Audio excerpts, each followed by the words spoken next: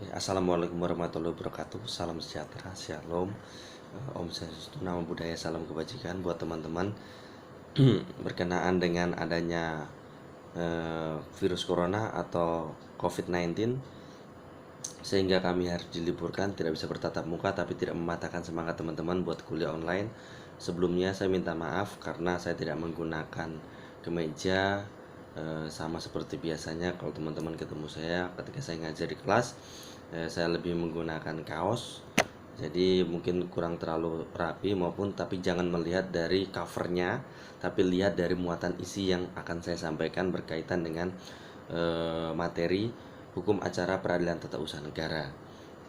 Mengenai hukum tata acara peradilan tata usaha negara, kalau kita berbicara mengenai hukum tata usaha negara, kita akan berbicara mengenai cara atau metode bagaimana menyelesaikan sengketa di peradilan tata usaha negara. Yang kemudian menjadi pertanyaan, yang menjadi objek sengketa itu apa dalam tata usaha negara?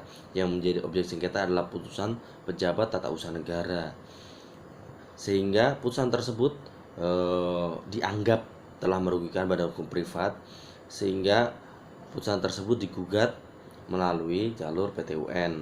Jadi kalau Bapak Ibu merasa kepentingannya dirugikan akibat putusan dari pejabat tata usaha negara, boleh mengajukan gugatan ke PT UN. Jadi dalam proses peradilan tata usaha negara, hakim itu lebih bersifat aktif, berbeda dengan peradilan-peradilan yang lainnya.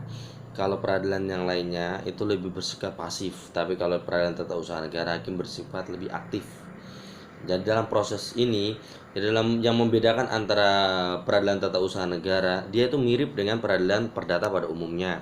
Tapi yang membedakan di sini adalah adanya proses dismissal. Proses dismissal itu ya proses di mana pengadilan mengkaji ulang kajiannya apakah sesuai apa tidak. Ketika kajiannya tidak sesuai, nanti kemudian dikembalikan. Tapi itu hal-hal tersebut itu adalah bagian daripada politik anggaran, sehingga wajib diikuti, dan itu untuk proses pembenahan terhadap sistem peradilan tata usaha negara tersebut. Jadi dalam hal ini teman-teman sudah mengirimkan tugas buat saya. Tugasnya sudah beberapa poin yang saya lihat dan saya baca, mengikuti mengenai mekanisme peradilan tata usaha negara dalam proses persidangan, mulai dari tuntutan dimasukkan sampai kepada poin-poin yang lebih lanjut. Saya sudah membacanya semua.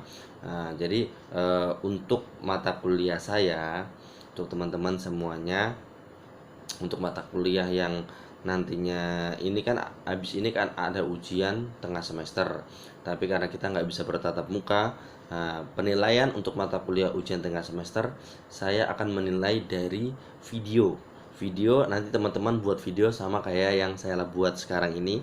Jadi videonya itu teman-teman mempresentasikan materi terkait dengan tugas yang teman-teman buat. Kenapa kemudian saya suruh buat video?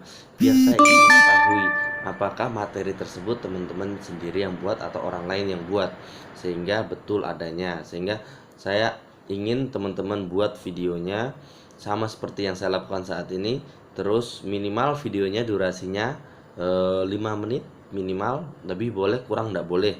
Tapi durasinya tidak ngomong terus berhenti, enggak, tapi ngomong selama minimal 5 menit dari hasil tugasnya. Itu nanti yang akan saya pakai buat penilaian untuk ujian